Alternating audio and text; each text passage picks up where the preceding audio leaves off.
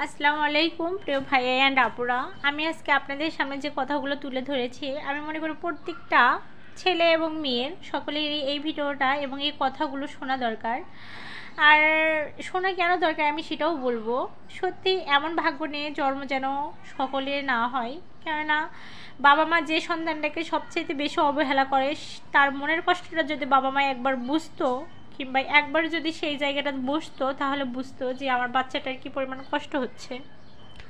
একটা মানে মা না হলে ঠিক আছে বুঝলাম, বাবা নইলে না বুঝলো মা তো বুঝবে নাকি, বাচ্চার ওই জায়গাটা তো বসবে।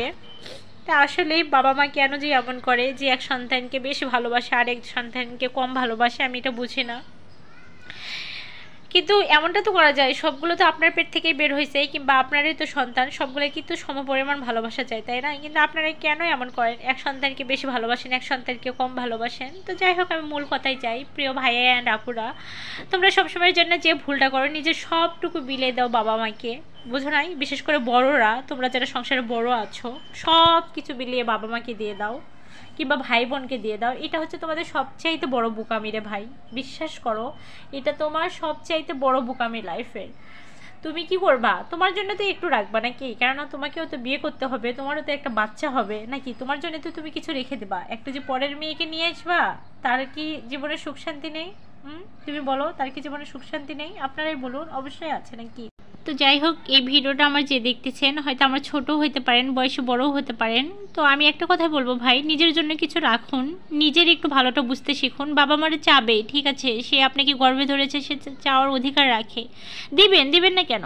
আপনার ভাবেন যে 30%-এর মধ্যে 10% দিবেন অথবা 15% দিবেন, 15% আপনার মধ্যে রেখে দিবেন, আপনার কাছে রেখে দিবেন। আপনারা তা কেন করেন না বলেন তো? কেন আমার জামাইয়ের মতো এমন বোকামি কাজ করেন? আমার জামাই তো সবটুকু দিয়েছে, এই তো 8-10 বছর ধরে ঢাকা শহরে কাজ করে নিজে সবটুকু দিয়ে দিয়েছে, এমনকি কিস্তি উঠায় 5 লাখ টাকা দিয়ে দিয়েছে। সে কিস্তির ভাবেন যে কিস্তি উঠানোর পর ভাবেন যে প্রত্যেক মাস শেষে যে বা এত টাকা লাগবে, এই সমস্যা তা সমস্যা না সমস্যা, আবার বোনের লেখাপড়ার খরচ চালাইছে, বোন বাইরে পড়াশোনা করেছে, সেগুলোর খরচ চালাইছে। এখন ধরতে গেলে ওগুলো করতে গিয়ে কিন্তু কিস্তিটা ঠিকমতো করে দিতে পারিনি। বিশ্বাস করুন ভাই, আমার জামাইয়ের 10 টাকা ক্যাশ নেই। ও যে এতদিন বাইরে থাকলো, ওর কিন্তু 10 টাকার ক্যাশ নেই। আমার এটাই সবচেয়ে বড় খারাপ লাগে। আবার যে টাকাটা আমার শ্বশুর শাশুড়িকে দিয়েছে, ওটাও যে অনেক ভালো একটা কাজে লাগাবে তা কিন্তু না। ওই 5 লাখ টাকা কিন্তু এতদিনও 15 লাখ হওয়ার কথা, যেহেতু 5 বছর হয়ে যাচ্ছে, না হলে তো 10 লাখ হওয়ার কথাই, কিন্তু না, ওইটার বারবরকত কোনো নাই। উনি নাকি বাসা বাড়ি লাগাইছে, এখানে খরচ হয়েছে, ওখানে খরচ হয়েছে। ছেলে কিছু বললে আবার বলে কি, বা তুই কেমন সন্দেহ করিস? আসলে আমি এই কথাগুলো বলতেছি, আমি জানি আমার একটা বিপদ হবে, এগুলো কথা যদি আমার ননদ শোনে, আমার কপালে দুঃখ আছে, আমি জানি শনির দশা আছে। তো যাই হোক, কী শনি থাকতেছে থাকুক, কিন্তু তবু আজকে আমি আপনাদের সামনে এই কথাগুলো তুলে ধরতেছি, কেননা আপনি এই ভিডিওটা দেখে সচেতন হয়ে যান ভাই কিংবা আপু। তো যাই হোক, এই তো টাকাটা তুলে নিয়েছে। আমি পরে আমার শ্বশুরকে বললাম যে আব্বু কিস্তির জন্য তো চাপ দিচ্ছে, যেহেতু কিস্তির সময় শেষ, এমন করছে কি আমাকে, আমার শ্বশুর, হ্যাঁ হচ্ছে আজ পর্যন্ত কিস্তি একটা শোধ করতে পারে না, টাকায় এত টাকা কি করেন, মাস গেলে ই হয়েছে তা হয়েছে, সে আমাকে অনেক কথা শুনিয়েছে। তা আমি বললাম আব্বু, আমি তার সাথে কি কিস্তি ঠিকভাবে দিচ্ছি? হচ্ছে কি বিয়ের আগে তাহলে ওই ঠিকভাবে কিস্তি দেয় নাই, ইতা না, অনেক কথা বলছে। আব্বু, আমি এখন বললাম যে আব্বু দেখেন, দিক কিংবা না দিক সেটা তো আপনাদের সংসারে ব্যয় হয়েছে। এখন আব্বু বলতেছে, দেখো আমাদের কাছ থেকে 1 টাকা হেল্প পাবেন না, সেখানে পাবে না, যে সেখানে যদি তোমাদের জেল হয়, ফাঁসি হয়, মানে নানা ধরনের কথা বলতেছে। তখন সত্যি আমার এত পরিমাণ খারাপ লাগলো যে একটা বাবা হয়ে কেমনে এই ধরনের কথা বলে। সত্যি মা সৎ হইলে বাবা হয় নাকি, তাওই সেই হয়েছে বিষয়টা। আমার তো জামাইয়ের সৎ মা, এটা আমার সবচেয়ে বেশি, আমার জামাইকে আমি এই জন্য অনেক বেশি ভালোবাসি, কেননা তার সৎ মা হয়তো নিজের মায়ের ভালোবাসাটা সে কখনোই পায়নি, যার কারণে আমার জামাইকে আমি একটু বেশি ভালোবাসি। তো প্রত্যেকটা আপু অ্যান্ড ভাইয়া, তোমরা মাথায় রাখবা যে নিজের সবটা বিলিয়ে কিন্তু বাবা মাকে দিবে না, নিজের কাছে কিছু রেখে দিবে, সেক্ষেত্রে কিন্তু পরে তোমাদের মূল্যায়ন থাকবে বাড়ির ছোটো মেজো ছেলেদের থেকেও তোমাদের প্রতি, অথবা মেয়েদের থেকেও তোমাদের বেশি। আর আমি সব জায়গায় দেখেছি, বড় ছেলেরা একটু সব জায়গাতেই কেন জানি সবাই, মানে বড় ছেলেদেরকে কেন জানি সবাই একটু অন্য চোখে দেখে, সবাই একটু কম ভালোবাসে, কিন্তু জানে না, অথচ কিন্তু ওই বড় ছেলেটাই কত পরিশ্রম করে সংসারে, একটা সংসার টিকে রাখার জন্যে, উন্নতি করার জন্য কতই না সে পরিশ্রম করে যায়, কিন্তু বাবা মা তবুও কেন জানি সেই সন্তানের প্রতি মন ওঠে না, তাই কেন আমি জানি না। তো যাই হোক, আমার এই বিষয়টা অনেক খারাপ লেগেছে। তো অবশেষে আমার জামাইকে আমি বললাম, দেখো তুমি টেনশন করো না, কিছু একটা ব্যবস্থা হবে, আল্লাহ তাআলা করে দেবে, তুমি টেনশন করো না। সে বলতেছে আমার এটাই খারাপ লাগতেছে, আমি এত বছর কার জন্য কষ্ট করলাম বলো, তোমাকে তো বিয়ে করলাম সেদিন, কিন্তু আমি সে ছোট্ট থেকে কষ্ট করে আজ এত বড় হলাম, এগুলো আমি কার জন্য করলাম? আজ আমার পকেটে ভাবো যে ধরতে গেলে আমার ব্যাংক ব্যালেন্সে 10 টাকাও আমি রাখিনি, সম্পূর্ণটা বাবা মা বোনদের পিছনে ব্যয় করেছি, আমার 3 বোনের পিছনে। আমার ছোটোটাকে হয়তো সেরকম দিতে পারি, কিন্তু মেজোটাক বড়োটাকে দিয়েছি। বড়োটাকে উচ্চ লেখাপড়া শিখিয়ে তাকে ভাবো যে নার্স, এখন নার্সের জব করতেছে সে, তাহলে আমি এগুলো কার জন্য করেছি? তাদের জন্যই তো করেছি। তাহলে তাদের মনে আজকে আর আমার প্রতি কোনো ভালোবাসা নেই।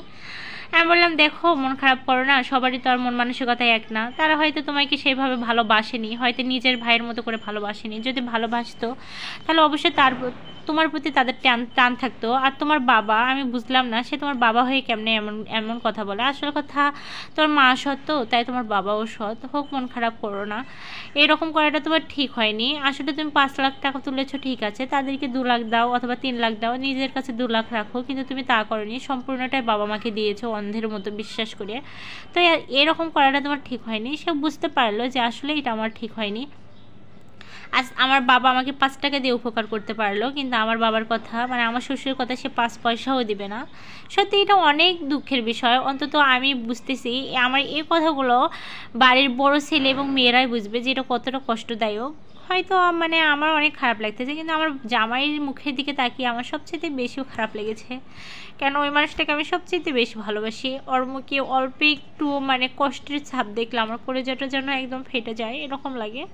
সত্যি আজকের কথাগুলো প্রকাশ করতে আমি কেন জানি অনেক আমার কান্না পাচ্ছে। তো যাই হোক, আমি একটা কথাই বলবো ভিডিওর শেষে, যে ভাইয়া এবং আপুরা সচেতন হন, নিজের প্রতি বিবেক বিবেচনা নিয়ে আসেন, নিজের ভালোটা বুঝতে শিখেন, তাতে কিন্তু আপনাদেরই ভালো হবে। লাইফে কখনো আমাদের মতো দুঃখ কষ্ট মানে দেখতে হবে না। তো যাই হোক, এই ছিল আমার কথাবার্তায় কোনো ভুল ত্রুটি হইলে মাফ করে দিবেন। এতক্ষণ পাশে থাকার জন্য অসংখ্য ধন্যবাদ। ভিডিও শেষে আর একটা কথা বলতে চাই, প্লিজ আমার চ্যানেলটিকে সাবস্ক্রাইব করে দিয়ে আমার পাশে থাকবেন এবং পাশে থাকা বেল আইকনটি বাজিয়ে দিবেন, তাতে করে আমার রান্নার সমস্ত ভিডিও আপনারা দেখতে পাবেন। আর আমি কিন্তু সবসময়ের জন্য রান্নার ভিডিওই করে থাকি, আর রান্নার ভয়েস দেই। কিন্তু আজকে আমার এত পরিমাণ খারাপ লাগতেছে, যার কারণে আমি আমার সাংসারিক কিছু ভয়েস আপনাদের সামনে শেয়ার করলাম, কেউ কিছু মনে করবেন না। তো আমার নিত্য নতুন রান্নার ভিডিও পেতে আমার চ্যানেলটিকে সাবস্ক্রাইব করে বেল আইকনটি বাজিয়ে দিন। তো আমার রান্নার ভিডিওগুলো যদি আপনাদের ভালো লাগে এবং কে কী ধরনের রান্না খেতে পছন্দ করেন অথবা রান্নার ভিডিও চান, আমাকে কমেন্টে বলে দিবেন। ইনশাআল্লাহ আমি আপনাদেরকে সেভাবে রান্নার ভিডিও তুলে ধরার চেষ্টা করব। আল্লাহ হাফেজ।